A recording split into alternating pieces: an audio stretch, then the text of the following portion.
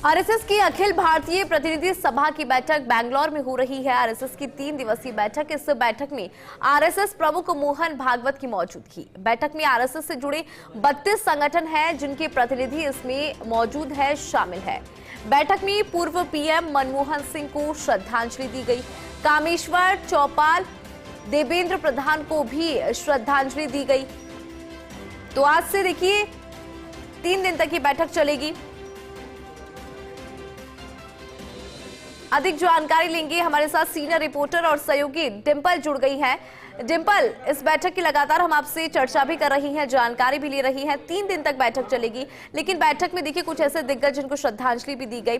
और इस बार जो डिंपल, क्योंकि शताब्दी वर्ष है और एक्सपेंशन को लेकर जो है ये शताब्दी वर्ष रहने वाला है, क्या जानकारी?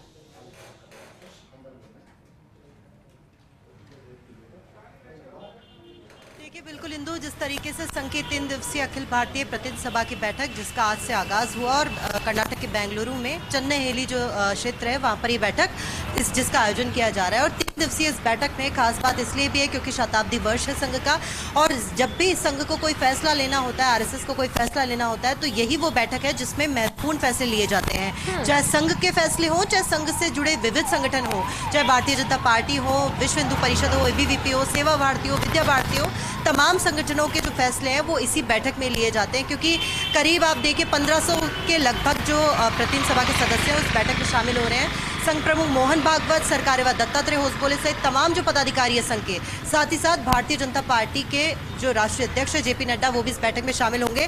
हालांकि उनका जो कार्यक्रम था तय आज शाम को वो बैठक में शामिल होने वाले थे, क्योंकि रात को 8-9 बजे तक ये जो बैठक है वो चलेगी और 2 दिन और हैं, कल और परसों भी है। तो ऐसे में उन 2 बैठकों में और उन 2 सत्रों में भी शामिल होंगे। और आज उद्घाटन सत्र से, क्योंकि जब भी संघ की कोई बैठक होती है, जो पहली बैठक होती है जो साल के शुरुआती दौर में होती है, अखिल भारतीय प्रतिनिधि सभा की बैठक, तब उस जो पूरा साल होता है, पिछला जो साल होता है, उसमें जो कुछ प्रसिद्ध हस्तियां या जो दिवंगत आत्माओं को श्रद्धांजलि दी जाती है। और ऐसा ही आज भी जो बैठक का उद्घाटन हुआ उससे पहले श्रद्धांजलि दी गई पूर्व प्रधानमंत्री मनमोहन सिंह को, तबला वादक जाकिर हुसैन को। तो ऐसे कई और तमाम हस्तियां थी जिनको श्रद्धांजलि दी गई, क्योंकि आरएसएस के भी कुछ तमाम अधिकारी पदाधिकारी थे जिन्होंने इस वर्ष जिनका आकस्मिक निधन हुआ था इस पिछले 1 साल में, तो उनको भी श्रद्धांजलि दी गई। और खास बात ये भी है क्योंकि देखिए जब भारतीय जनता पार्टी के आज राष्ट्रीय अध्यक्ष जेपी नड्डा इस बैठक में शामिल हो रहे हैं, तो ऐसे में जो अब नया राष्ट्रीय अध्यक्ष कौन होगा उसको लेकर खास तौर पे इस बैठक के चर्चाएं उसे ही लेकर सबसे ज्यादा है। क्योंकि इसी के तुरंत बाद,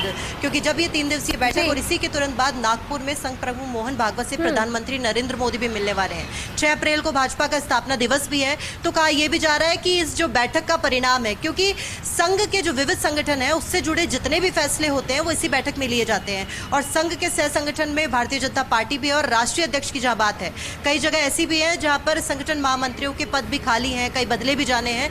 तो उन जिम्मेदारियों के फेरबदल को लेकर भी यहां पर चर्चा होगी। साथ ही साथ क्योंकि अगले माह 6 तारीख को भारतीय जनता पार्टी का जो स्थापना दिवस है उस पर भी बड़ा फैसला हो सकता है। जितने भी नाम अभी तक चल रहे हैं, जितने भी नाम अभी तक रेस में है बीजेपी के राष्ट्रीय अध्यक्ष को लेकर, उनमें से किसी एक नाम पर मुहर लग सकती है। और दक्षिण में, क्योंकि उससे पहले गुड़ी पाड़वा पर जैसे हिंदू नववर्ष की शुरुआत हो रही है, तो कहा जा रहा है कि हिंदू नववर्ष की शुरुआत के साथ ही भारतीय जनता पार्टी के स्थापना दिवस के मौके पर इस बार उनको नया राष्ट्रीय अध्यक्ष मिलेगा, जिसका इंतजार सभी कर रहे हैं कि आखिर कौन होगा बीजेपी का राष्ट्रीय अध्यक्ष। और जो एक और बात है कि संघ हमेशा से जो दूरदर्शिता के साथ देखता है, और पिछले, क्योंकि अभी आज जब सुबह प्रेस वार्ता की थी जो सह सरकारेवा है मुकुंद कुमार, उन्होंने भी ये बात कही थी कि जो पिछले वर्ष की तुलना में जब भी संघ की अखिल भारतीय प्रतिनिधि सभा की बैठक होती है तो पिछले वर्ष संघ ने कितनी प्रोग्रेस करी, अब तब से लेकर अब तक, पिछले साल मार्च से लेकर अब तक संघ किस स्थिति में है, संघ कहां तक पहुंचा है, शाखाओं का कितना विस्तार हुआ, कहां है जो ग्रामीण क्षेत्रों में, शहरी क्षेत्रों में शाखाएं कितनी लग रही है, संघ का विस्तार कैसा है,